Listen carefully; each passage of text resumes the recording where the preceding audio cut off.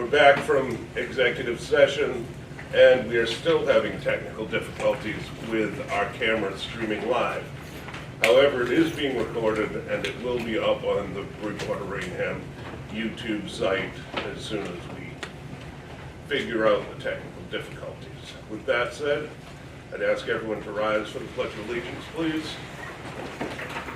The flag. This is all right. Well, we'll pretend there's a flag. I pledge allegiance to the flag of the United States of America and to the republic for which it stands, one nation, under God, indivisible, with liberty and justice for all. Thank you. And before we begin our meeting tonight, I'd like to ask everybody at the table and in the audience for a moment of silence for Mr. David Bewley, who passed recently, longtime director of base and beloved member of the Bridgewater Rainham community. And we certainly send condolences to all of his friends, family, and former students who, to Mr. Bewley, felt like family. Thank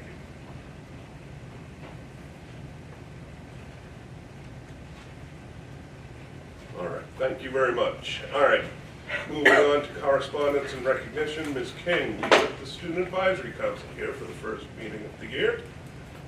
Thank you, Mr. Chairman. Thank you, Mr. Chairman. Pursuant to Mass General Law, Chapter 71, Section 38M, Massachusetts School Committees must have a Student Advisory Committee, which consists of 5 members to be composed of students elected by their body within the district. These 5 members are to vote by June 1st, a chairperson which shall serve for 1 year. This chairperson shall serve as a non-voting member of the school committee without the right to attend executive session unless granted by the school committee. Said chairperson shall be subject to the rules and regulations of the school committee and serve without compensation. This year, the following members were voted by the VR High School: Quinn Daly, Rachel Corey, Sophia King, Kayla Tijan Cisse, and Sydney Semexon. The Student Advisory Council voted in seniors Quinn Daly and Rachel Corey as co-chairpersons. I met with the Student Advisory Council and their advisor, Ms. Kathleen Curley, last week to talk about their goals, school committee meetings in general, and some potential workshops, professional development, and learning opportunities for them this year. With that, I ask Ms. Corey to come to the podium with the report.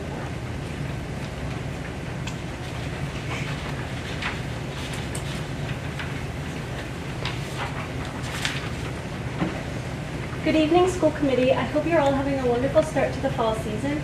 My name is Rachel Corey, and I am a senior, and this will be my 3rd year speaking here as a student representative on the school committee advisory board, and my 1st year as co-chair. It is an honor and a pleasure to speak at these school committee meetings for another year. Apart from being a student representative, I am the treasurer of the Decas Club, co-captain of the forensic debate team, member of the National Honor Society, varsity girls tennis player, competitive dancer, and treasurer of my class. I am also the founder of a new club at BR called BR Gives that plans to orchestrate impactful donation events throughout the community, transforming generosity into tangible support for those facing hardship. I am delighted to share with you the latest developments and happenings at our high school at our monthly meetings. Thank you for your time. Wishing you all the best start of the school year, and I look forward to speaking with you again at our next meeting. And unfortunately, Quinn is not able to make it to our meeting today, but I'm just going to be reading the little message he has for you. He wanted to say hello, everyone, and he's so sorry he couldn't be here tonight, but he is Quinn Daly, a senior at BR, and this is his 3rd year serving on the school committee advisory board. He is grateful for another wonderful start to the school year in the district and believes we all enjoyed the day off after Labor Day before the first day of school take place.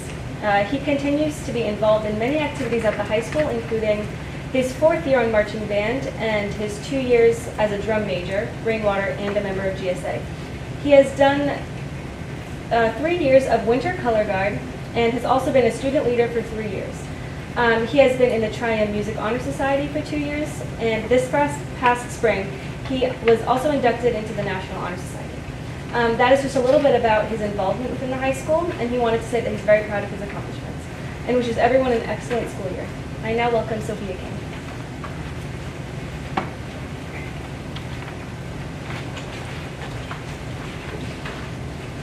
Good Good evening, Mr. Chairman, school committee members, and Superintendent Powers. My name is Sophia King. I am a junior at BR this year, and I am honored to be able to stand in front of you today as a second-year member of the Student Advisory Council Committee. Alongside being a member of the committee, I am an active member of TJ Squared Robotics at the BR swim team, and I am now also my class's treasurer. I have been an active member of TJ Squared Robotics for 3 years now, and I've already had so many amazing opportunities with them. I've also been a swimmer at BR for 4 years now, and I started swimming for them in 8th grade, and I've enjoyed every year since. I've also been a Girl Scout for 12 years now, and I'm currently working towards my gold award. Thank you for today's meeting. I look forward to seeing you at future meetings. I now welcome Kayla Tijon-Cisse to the stand.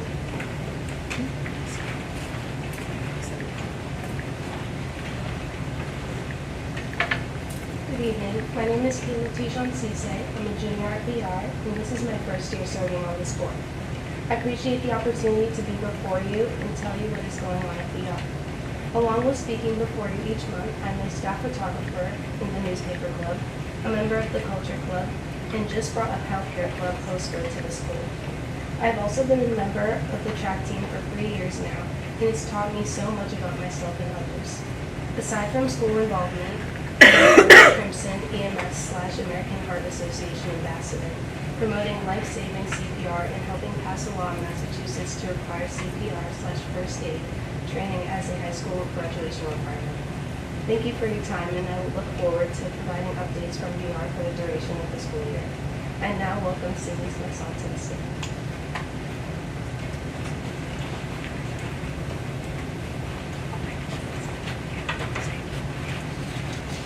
Good evening, everyone. My name is Cindy Smith.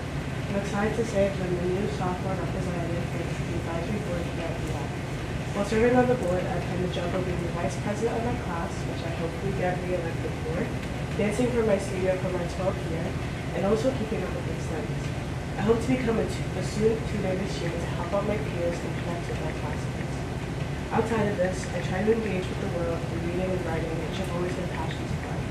Thank you for your time, and that concludes our statements for this evening.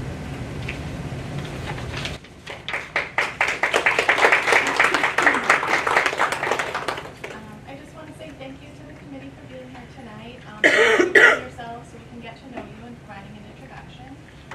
Welcome to our returning members and to the 2 new members that are joining the committee. So we really look forward to your reports and meeting with you as well, and gaining feedback from you and providing feedback that we can discuss throughout this year. And thank you for Mrs. Burley for serving as their advisor. So thank you. And that concludes my report, Mr. Chairman. Thank you, Ms. King.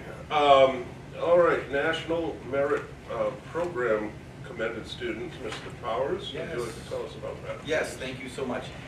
This watch did proudly share with us that we had a number of students recognized nationally. We had 3 students, Mr. Ben Smith, Ms. Molly Jessen, Mr. Cole Bridges, who have been named as commended students in the 2025 Merit Program. That is based on their exceptional performance on the preliminary SAT, PSAT qualifying test. It's been some time since we've been able to put forward a number of students, and so we're very proud of them. Approximately 34,000 commended students throughout the nation recognized each year. These students, although they scored exceptionally, they did not move on to become semifinalists. However, we did have 1 semifinalist from the group, Ms. Gianna Tooney. She is being moved on as a semifinalist to compete against 16,000 other students as a semifinalist. We're so proud of all these students. I know Ms. Watson is as well. Certainly speaks to their accomplishments, and it's like I said, it's been a few years since we've had a semifinalist, so we're very proud of them. Proud of all of our students, but obviously want to give a shout out to these special students.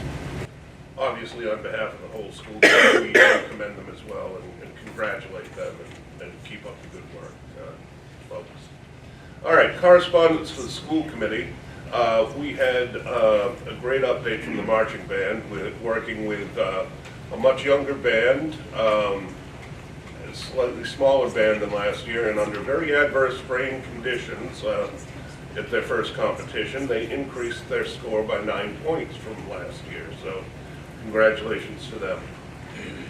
Secondly, I'd like to inform everyone in the public, I've informed the school committee and the superintendent, that the Bridgewater town manager is left to pursue another opportunity in Barnstable County, leaving the town manager job in Bridgewater open.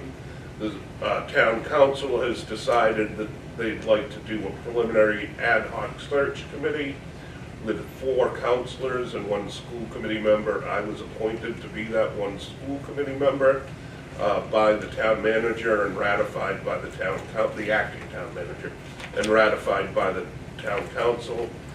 If anyone has any questions, issues, concerns, etc., please email them to me. I will bring them forward to that committee when we do meet.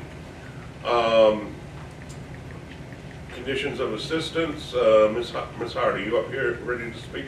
Mm-hmm. All right, let's go.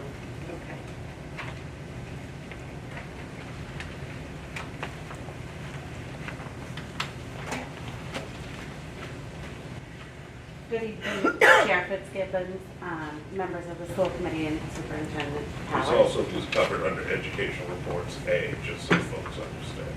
Got it. I'm here for 2 reasons. One of them to just review the conditions of assistance.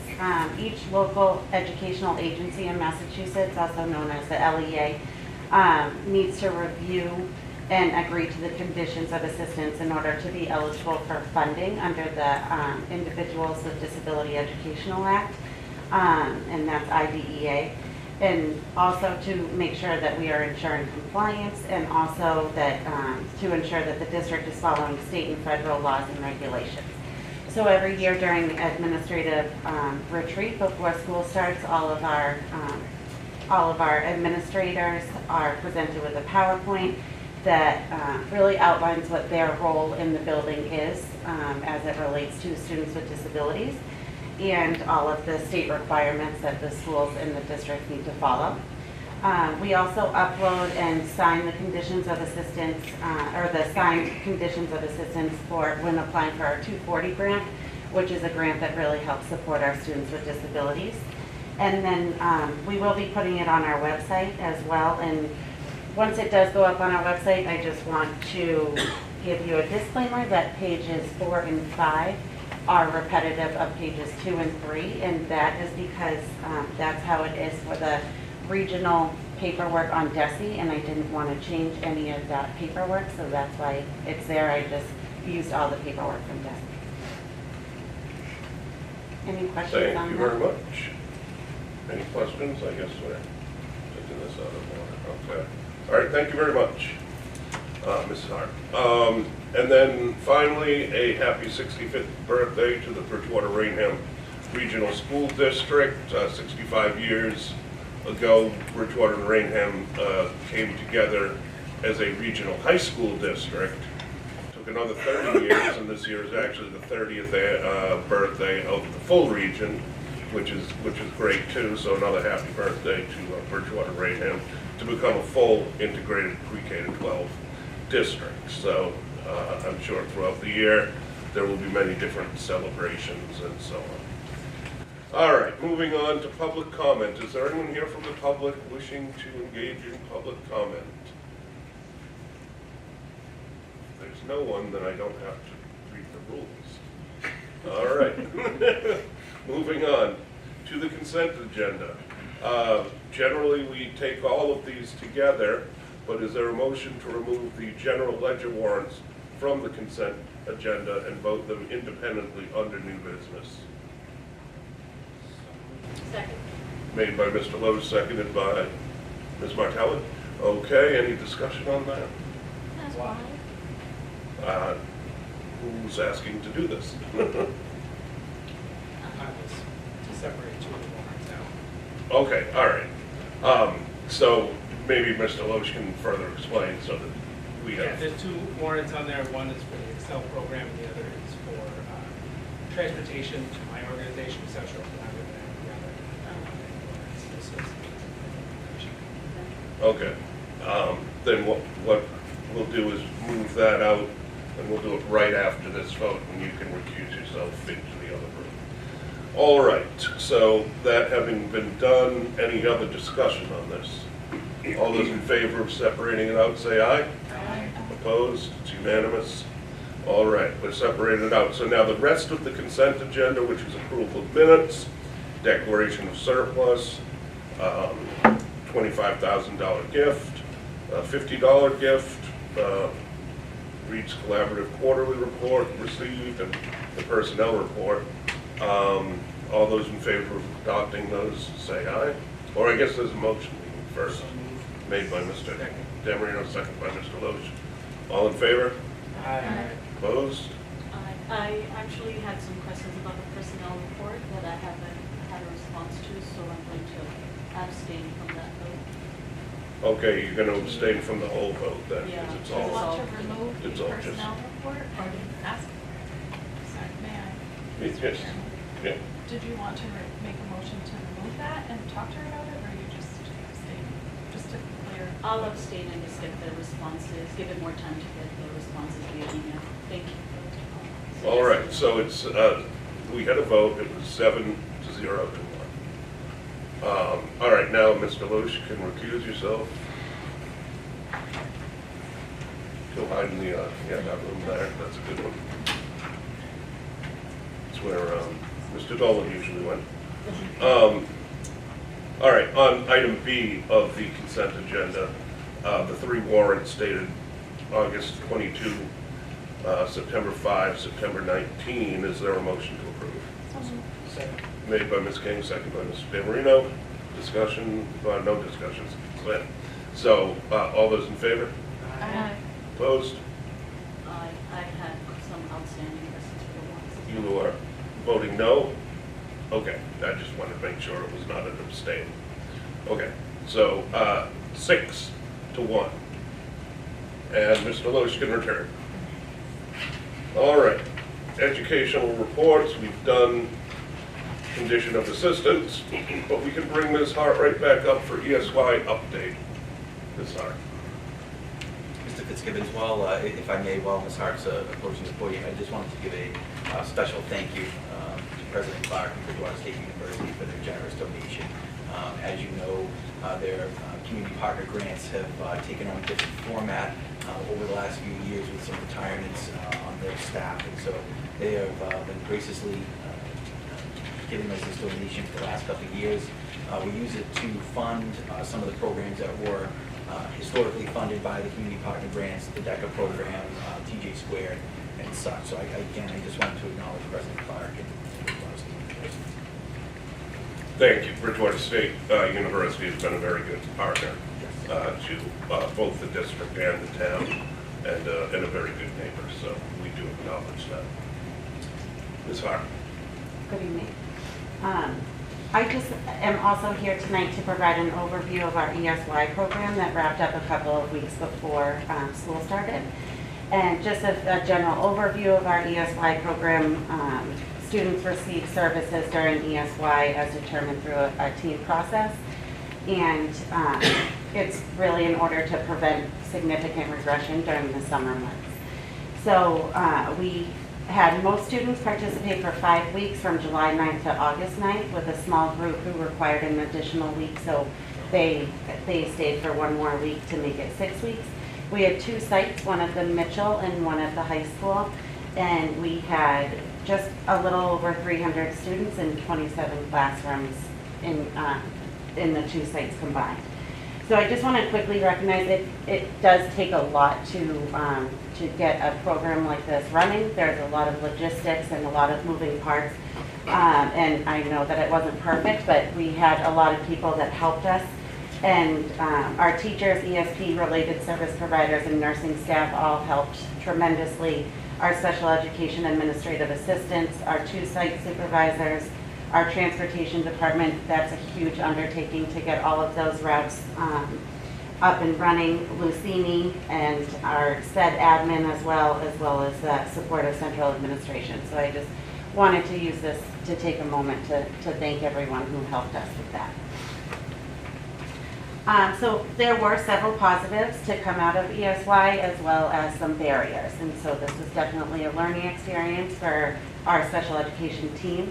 But overall, the staff and students were extremely happy. If you walked into that building at any time, you would see smiles on your face. I was in the classes at both sites almost every day, and the students were engaged, they were having fun, they were excited to get off the van, and they came every day. And the teachers also, during the summer, it can be somewhat difficult to get staff to come consistently, and the staff was there, they were happy to be there, they were happy to help out. So it was a really nice culture and climate inside those two programs. The students also had a lot of community opportunities, so they took field trips to various places. Just a couple to name, some of them went to Good Days and they had to bring money themselves. They had to budget, they had to make sure that they ordered and they had enough money for tips, so they were really learning some life skills as well as having fun on the field trip. Some went to the Equestrian Center, some went to Stardust Gym, and then we did have one program that did a coffee cart and did some, they did a cookie baking fundraiser as well, and they raised money so then they could go purchase materials and coffee for the next time so they could take orders again. So they did a really nice job, and it was just fun to see them going around the school delivering those coffees and taking the orders and just engaging with everybody. So those were some really positive things that came out of ESY. There were definitely some challenges. There were some unexpected challenges at the beginning. So we did have one of our special ed administrators resign at the end of June, and we didn't get the replacement special ed administrator until August 28th. So we were down a special ed administrator that knew a lot of the kids in her program, and we were that was a struggle to try to piece together some of that stuff. But we did have a process in terms of hiring. We were lucky that we did get a lot of special education certified teachers. We posted a job ad, and those special ed certified teachers were the first ones that we interviewed and the ones that we wanted to hire if they were appropriate for the position. After that, a second job ad went out, and we had a lot of general ed certified teachers apply, which other districts didn't even have general ed certified teachers. It's been a really big hardship, especially in the summer months and with the teacher shortage. So we were lucky that we did have a lot of general ed certified teachers apply. And then, we continued to recruit throughout the summer. Another unexpected challenge is that we did have an OT that was secured, and then at the last minute, that OT was no longer able to work due to different circumstances. So we were out of an OT for ESY, and so we did provide compensatory service letters to families with the missed time, and those compensatory services have already begun this school year to make up for that time. So reflecting back on the feedback that we've gotten from families, specifically sooner communication regarding transportation, regarding the ESY program,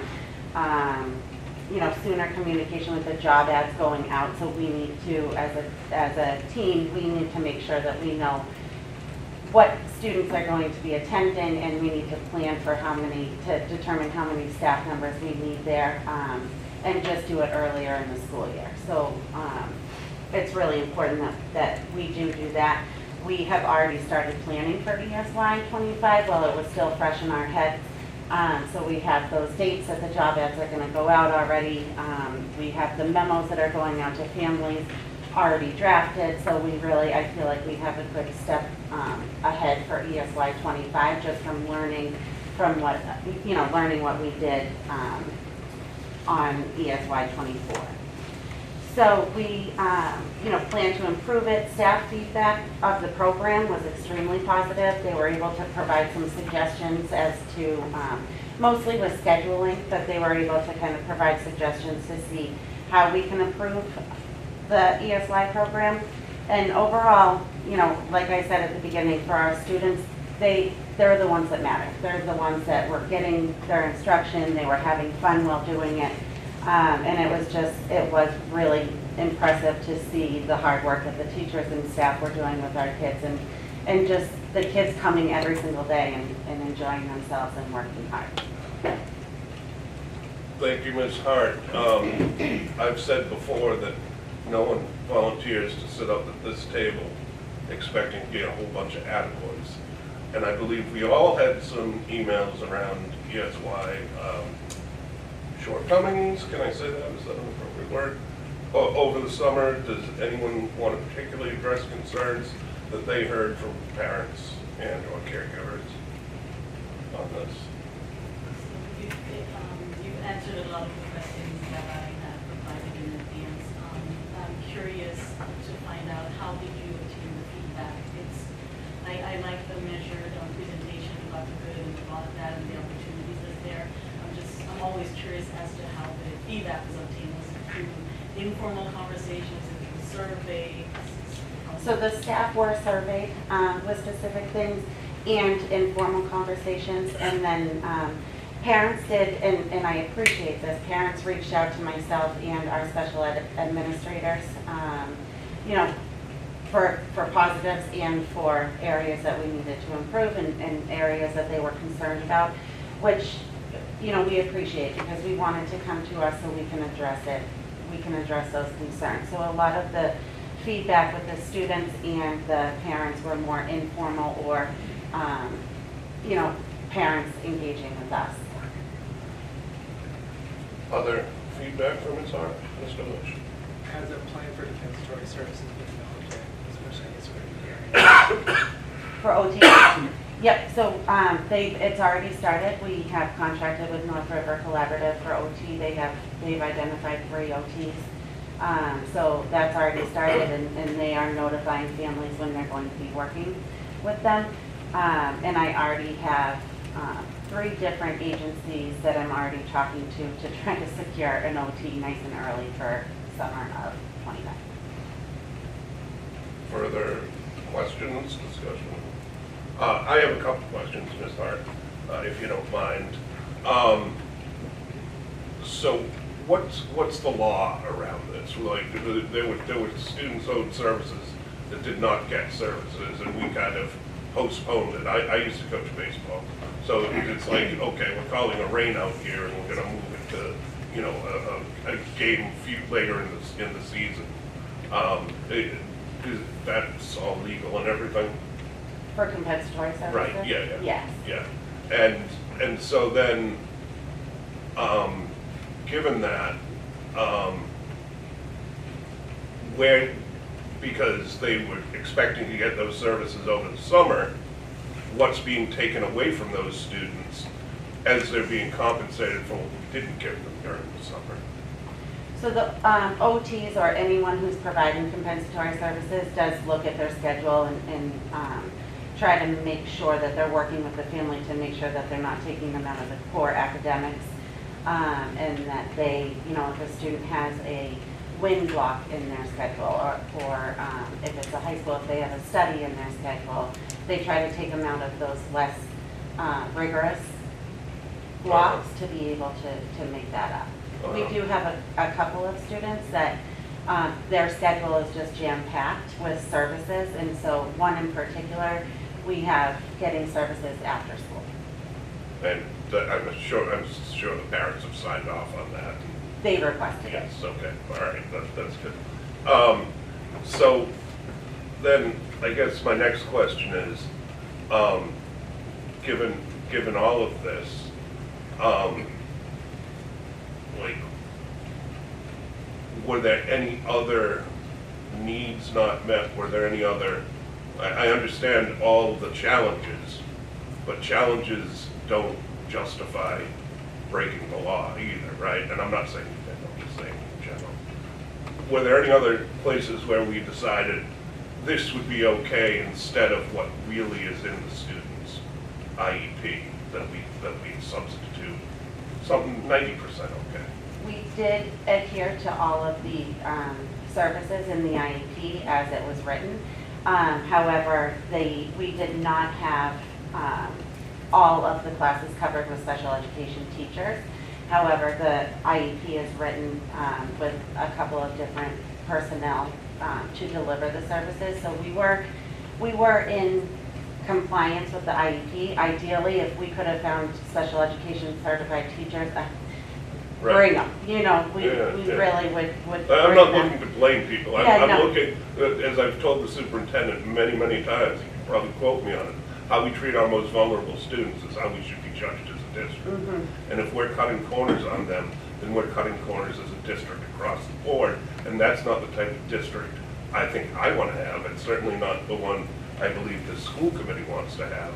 And what I'd like to know eventually is, how do we make it appropriate where we don't have to cut corners? We don't have to say, oh, we had challenges. Is it that you need more funding? Is it that you need something else, et cetera? You know, I'm almost to the point where I'd say to people, and maybe to the superintendent, I'm just thinking of this right now, can we do an audit on the entire special education program to understand, are we falling short in places, and if so, why, and how do we address it, be it money, staff, et cetera, I'm just thinking out loud. I'm not asking you to answer the question. So, Well, I mean, I can speak to that a little Yeah. bit. Our special ed numbers continue to increase at an exponential rate. They really, our numbers are, we started the year jam-packed. Our programs are jam-packed. Our inclusion number, caseloads are extremely high.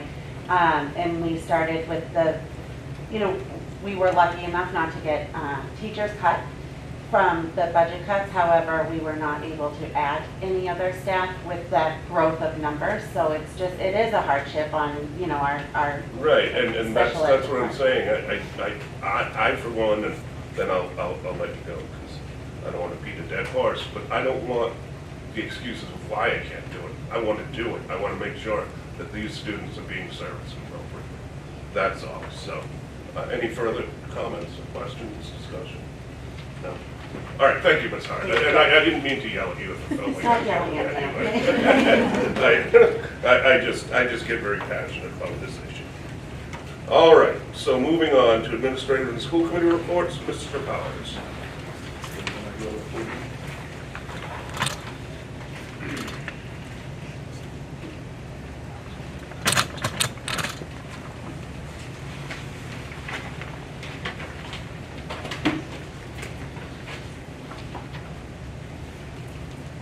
Good evening, Chairman, members of the school committee, members of the audience, and our administration. I do want to apologize first to Mr. Fitzgibbons, because I'm probably going to skew your average minutes spent on a meeting. I do have somewhat of a lengthy report this evening, so I do apologize. I will contribute to that as well. You obviously have a copy of my report, but I'll go through it up here on the TV as well. A few things obviously I want to cover. First and foremost, is to talk real quick about school safety. This is obviously something that we've been faced with as a challenge to start of school. The opening of school, which I'll cover, has been phenomenal.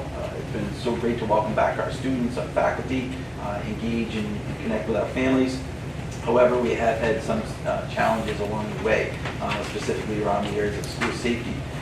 It seems as though that these have been quite frequent, and as you can see, we have had 4 different incidences over the first 4 weeks of school. I did outline the dates there for you. I know you're aware of these. Obviously, what we do after every incident, we certainly take a look at our response, our internal response, that with our partners in law enforcement, as well as the police response. The communication with the school community. Did we communicate with school committee? Did we communicate with parents? Did we communicate with faculty? And we always take an opportunity to review our safety protocols that we have in place. What I can tell you in confidence is that our internal response, the response of the police department, it's been appropriate and I would say, high level. Obviously, we want to make sure that we do have protocols in place, which I am confident to say that we do. It's not to say that we're perfect, but I do feel as though what we have in place for our district is commendable. Obviously, we will be reviewing these situations with our district-wide safety and security committee. to look at, one, the response, to talk about these incidences, but to also talk about how can we prevent them from going forward. Certainly when we look at these, although they've all been deemed to not be substantiated or not credible, they still have an impact on the district. It's taking away resources from local law enforcement, the safety officials, it's taking resources away from our students, from our staff, and so that's just, it's having a negative impact. We need to stop them. Obviously we're taking a strong approach if and when we're able to identify students. Certainly they may face consequences if appropriate. I know law enforcement feels as though that they will kind of go through their channels as well, if appropriate, to take up charges. However, I don't think necessarily we're going to be able to discipline our way out of this problem completely as a society. So I do feel as though we need to start looking at how else can we address this. Certainly we want to hold individuals accountable if they are breaking our student conduct codes, if they are breaking the law, but we also know that we need to do a lot of proactive prevention work around this. So we'll be talking about that again on Friday at our Safety and Security Committee meeting. It's from me down to the parents, down to the students, through you, through our staff, there isn't anyone that isn't negatively impacted when something like this happens. And so it really, like I said, it's something that we're not taking lightly. We want to make sure we're addressing swiftly and strongly, but we also know that we need to put some other prevention strategies in place. I'm going to stop you there, Mr. Powers, and just ask on this slide if there's any questions from the school committee rather than waiting until the end. Is that all right? Yeah, absolutely. Ms. Conrad Labrenta. Mr. Powers, there's been not a lot, but there's always, over the years, questions about school safety from parents, about how they can be involved, what can they do, what can they know, how does the school respond.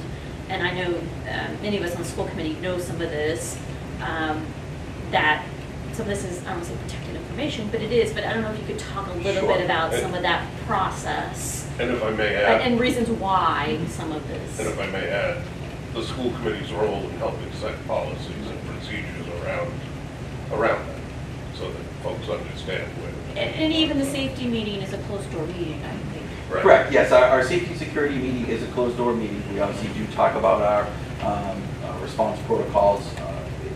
So in terms of sharing information, what comes out of that meeting, it's not always shared with the general public. We don't necessarily divulge too much in terms of what our protocols are in general. We obviously have adopted as a district the ALICE response system, and so we certainly share that information publicly. But in terms of our internal protocols, what we have in place, such as where do we have cameras, how many school resource officers, how often are police in the building, where are police stationed outside of the buildings. Those are the types of things we wouldn't necessarily share because we never want to, unfortunately, there has been situations, not necessarily here, but across the country where, individuals that set out to do harm pay attention to those things. And so we want to try to, prevent that information from getting out there. We have talked about, I know we did this in the past, we did early on after we adopted Alice, we have done a parent information night or with regards to that. We have also talked about scheduling one coming up either in October or November. We'll talk about that on Friday at our meeting with law enforcement to hold an information night with them or parents, just so we can address safety concerns in general, review our protocols, what we can share with them, our responses, and then obviously kind of collaborate with the community in terms of how we can best move forward. And could you elaborate on the school committee's role in setting any of those policy protocols, et cetera, versus the administrative role and/or first responder role? Yes, so thank you. I should have addressed that. Yes, so as you know, but for the public's knowledge, school committee sets policy. Those policies typically refer to internal protocols or internal responses. They don't necessarily always provide a detailed outline of what we will or won't do. So in terms of the school committee setting a policy, we certainly have policies set forward around overall school safety and so forth. But in terms of our response protocols, those are developed internally as an administrative team with safety officials, both police and fire, not just law enforcement. And so, you may look at a particular school committee policy, whatever it may be, it may refer to an internal protocol. And so those internal protocols are what we typically, do not share with the public. I think that's what you're asking. Yeah, thank you. Any further discussion on school safety? Mr. Demarino. Not more of a question, but more of a statement. And I know you, Mr. Powers, you're aware of, how upset the parents are about this going on.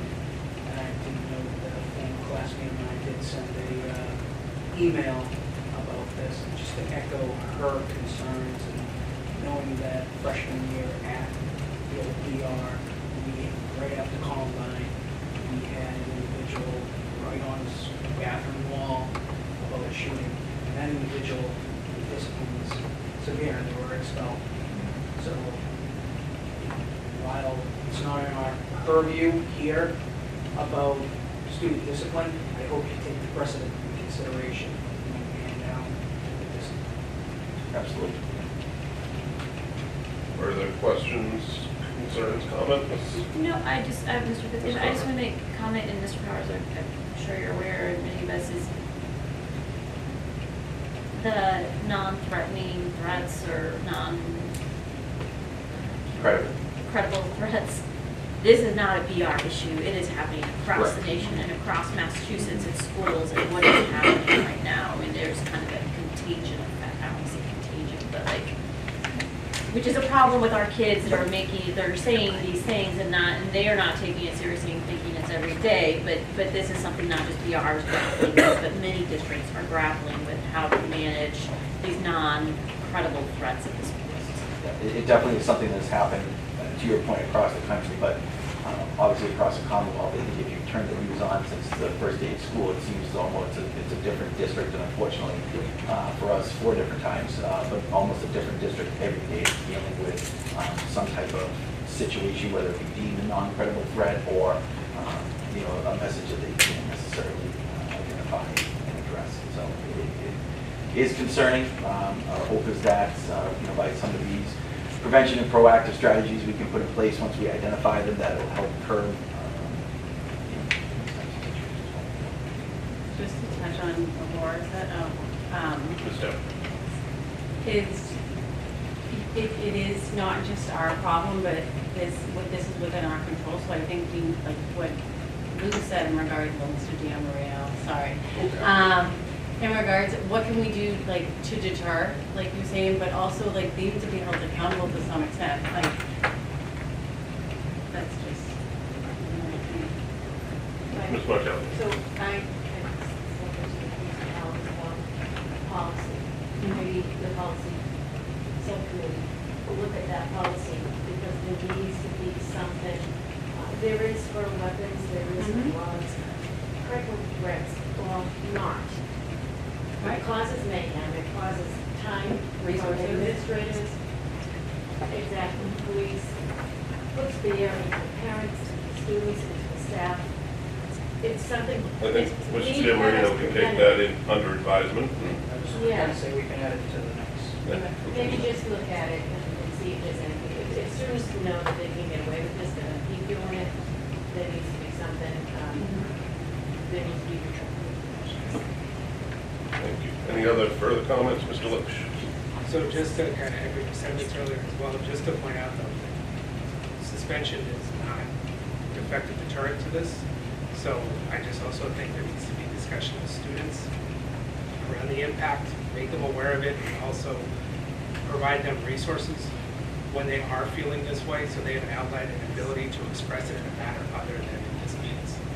Because I think really taking a more head-on approach with them and being upfront, having an open conversation would be way more impactful than us suspending and removing a few kids who have decided to do this, because we've seen this.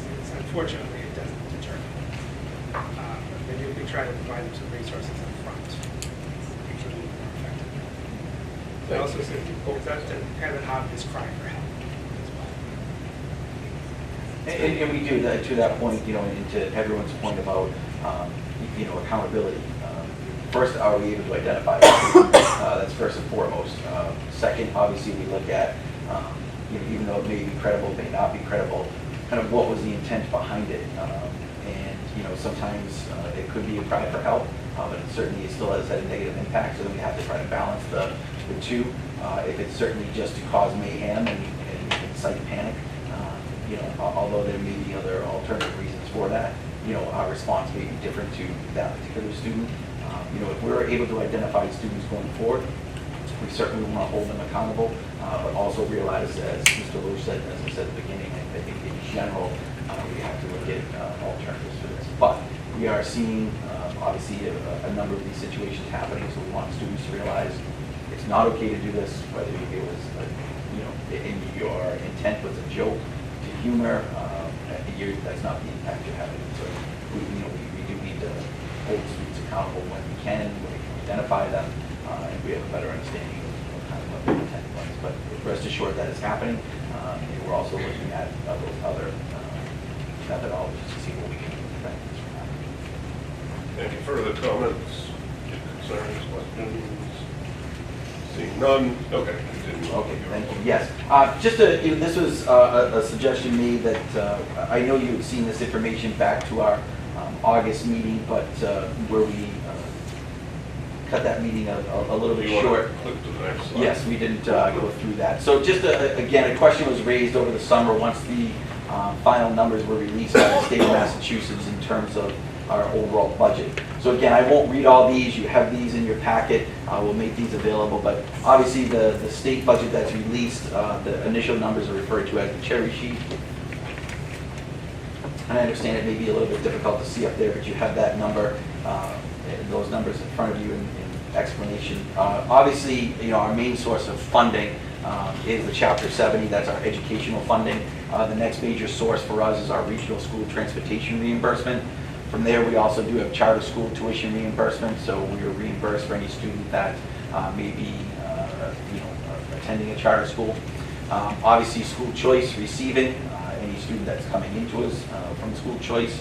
And then obviously we have our estimated charges, so money that we are being assessed.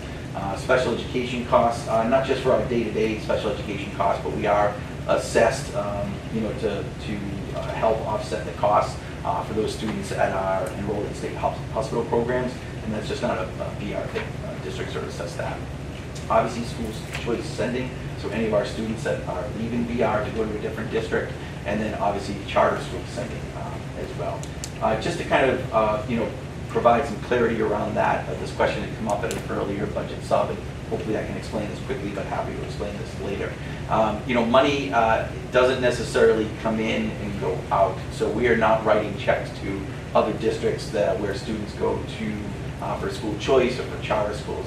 Money that we are receiving is offset by that money that is going out. So for example, if we were going to receive $1 million under Chapter 70 and maybe school choice and charter school, but we were sending out $300,000 worth of school choice tuitions and charter school tuitions, we actually wouldn't receive the $1 million and then have to write out the 300. We would just, the state makes their adjustments, and so we would just receive a net of $700,000, if that makes sense for everybody. Just to kind of give you a quick snapshot of what our numbers look like for FY25.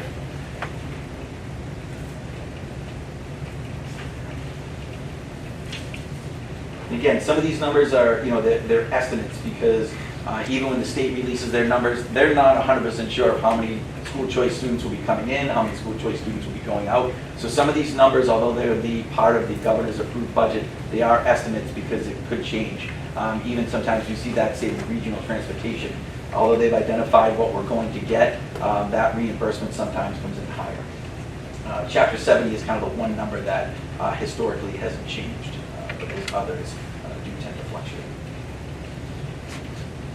This is just, again, just shows you a comparison of the original governor's budget, which is what we typically build our budget upon. So that you can see the VR budget numbers obviously very, very similar. And then the final FY25 cherry sheet estimates that came out, and then there are the differences. You'll note that in terms of the difference of the charges and receipts was about $900,000. Obviously, there is a couple items just to explain there. Because we never really sure of what our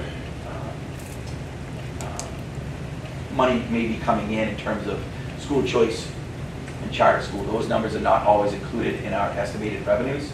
And so you'll see those there. On the flip side, you'll also see that we did not estimate high enough for some of our charges, but it still resulted in a positive $900,000. So again, we have that money. As you know, typically every year, school committee votes to appropriate or use about anywhere from $1 million to $2 million to offset the following year's budget.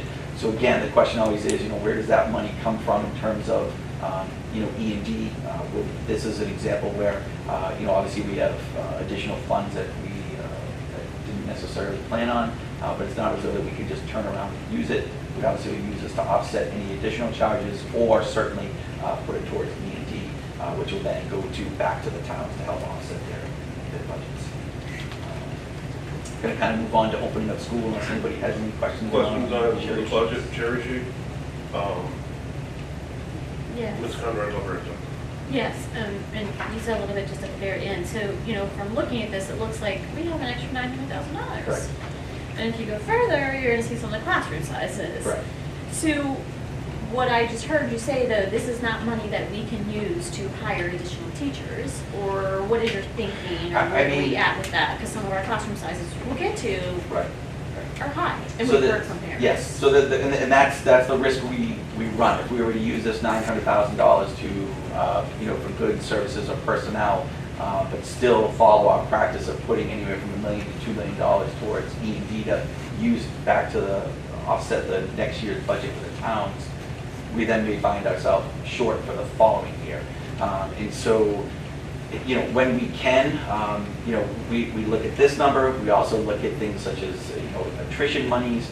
So it may be a case of, I don't ever want to say that we're not able to add additional staff, but we're very, very conservative when we do. It may be one additional nurse or one additional SLP versus, I can probably get, 9 to 12 additional teachers with that money. We don't always necessarily project. Because the other thing is, those would be one-year appointments as well, which certainly we'd always take. But historically, looking at this number, sometimes it's $20,000 more, a couple $100,000 more. Obviously we benefited this year, but it's certainly money where we know FY26 may be just as challenging. We certainly don't want to take that money, apply it to staff, not have money to put towards the E&D to help offset the following year, and then coming in short in FY26 and having to then lay off the additional personnel. Further questions on cherry sheet numbers? Mr. Powers, or for you to Ms. Pavlola, what's the percent reimbursement that we're going to get for regional transportation roughly this year? It's estimated at 80%. 80% when the state mandates themselves to give us 100. So they're cutting us several $100,000 because the legislature does not choose to appropriate that. We have a chance to elect a new state rep between Bridgewater and Rainham. And I know in in both towns you have a chance to elect new state senators. Make sure you reach out to all of the people who are running and have them assure you that they'll support regional transportation to 100%. I'm not saying who to vote for, I'm just saying I'd like that. Continue. I'm going to move on to the opening of school. Obviously, just wanted to kind of give you a quick overview. First, starting with student enrollment. Again, it was great to welcome all of our students back. So excited to see them. And regardless of how many students show up on day one, we do welcome them with open arms. When we look at traditionally enrollment, we obviously, October 1 is a big number that we look at, but we also look at day one seat counts. How many students showed up on day one, and then that kind of gives us a sense of, well, from day one to the end of September, the end of October, end of November, how many students have we added? So we did overall see a day one increase of 148 students. We've seen an overall increase of 199 students. So since day one, we've received approximately another 50 students already. And we do have several other students, what we refer to as in the registration queue. They may have started the registration process, but have not actually completed it. So our enrollment could be going up even more. I didn't include pre-K and post-grad in these numbers. When I did the grade spans, they are included in the overall increases, but when you look at K to 5, we're approximately 32 students, 6 through 8 plus 37, and then the high school has seen an increase of plus 90. Again, that doesn't include our post-grad, and our elementary doesn't include pre-K. Pre-K numbers are down this year compared to last, so it actually brings that number down up front with that. So as you can see, I mean, even since the first day of school, we've gone up. As of the 16th of September, we were actually up to 5704, and then as of today, as of the 23rd, we're down to 5700 with several others in the queue. So that number can certainly change as the fall progresses, or even as the year goes on. Obviously, what I'd like to show you next is how that compares to staffing. Obviously, if you think about we're a plus almost 200 students and continuing to grow. I just kind of wanted to review staffing with you as well. Although we did welcome approximately 10 new staff members to our district during our new staff orientation, those were to fill positions that had been supported through the budget process, either through retirements that we knew we were going to fill, anybody that had taken a leave or a resignation. So those are not 10 additional staff members. Those are just 10 replacements, but new to us. So we're excited to welcome them. We welcome 3 at the high school, 2 at Bridgewater Middle School, 2 at Rainham Middle School, 1 at Mitchell, 1 at Williams, and 1 district-wide position as well. We still have 1 open certified position that we're in the process of trying to fill. That is a special education position at the elementary level. Otherwise, all of our open certified positions have been filled.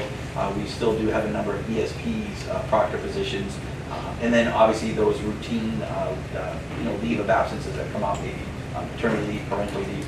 We'll certainly have those that I know Ms. Healy and her staff are working on. But I did want to point out, we still are 24 positions down from last year.